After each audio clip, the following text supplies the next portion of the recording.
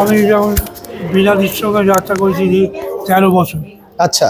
তারপরে আহ, আরো আরো ছিল, যেমন অশোক কুমার ছিল, বীণাদি। একটা কোনো পালার নাম বলুন না, যে পালা দিয়ে আপনার শুরু জীবন।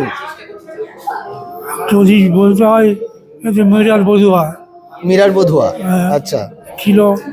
তারপর আমরা আমেরিকা গিয়েছিলাম বীণাদির সঙ্গে, এবং আমেরিকায় 13 দিন ছিলাম। 13 দিন তারাপাড়া যাত্রা করেছি, সবই মৃণাল বধুয়া। আচ্ছা, তখন তো হিট পালা। এইটপাড়া। কি চরিত্রে অভিনয় করতেন মীরার বধুয়ায়? আমি মৃণাল বধুয়ায় বলছি, দুটো দুটো চরিত্র দুটো চরিত্র করেছি। একটা হচ্ছে রত্নসিংহ, আর একটা হচ্ছে ওই যে অশোকদা করেছিল, ওই রঞ্জিত সিং করে না। আচ্ছা, আর মনে মনে মনে করতে হবে না। আপনি এবার বলুন, এই যাত্রা জগতে আপনি যখন ছিলেন, বীণা দেবী তখন আপনার সাথে অভিনয় করছে, তখন যাত্রার উন্মাদনাটা একটু যদি বলেন, দর্শকের উন্মাদনা। বিশাল আকারে ছিল।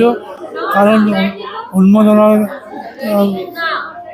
নিজে তারা তার প্রমাণ দিচ্ছি যে আমরা এক একটা প্যান্ডেলে পৌঁছেছি, যে লেট করে যেসব প্যান্ডেলে, সেই সব প্যান্ডেলে আগুন ধরে গেছে, লোকেরা মারামারি করেছে।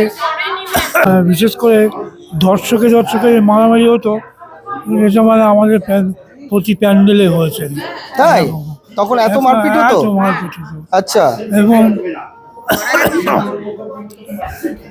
এই করে আমরা যাত্রা করেছি, সেই সব প্যান্ডেলগুলোকে আমরা রক্ষা করেছি, সেই সব প্যান্ডেলগুলোকে বাঁচিয়েছি, এবং আমরা যাত্রা করে ফিরে এসেছি। তখন কি আপনারা বাসে যাতায়াত করতেন না প্রাইভেট কারে?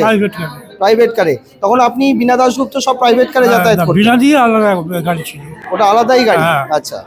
বীণা দিয়ে আলাদা, আমাদের আলাদা ছিল।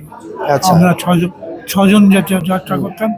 6 জন যাত্রা করতে আমি অগ্রগামী ছিলাম 13 বছর। তারপরে অগ্রবাসী থেকে আপনি এই ভারতীয় অপেরাতেও কাজ করেছেন? ভারতীয় কাজ করেছি তার আগে। আচ্ছা। আগে। আচ্ছা আচ্ছা আচ্ছা।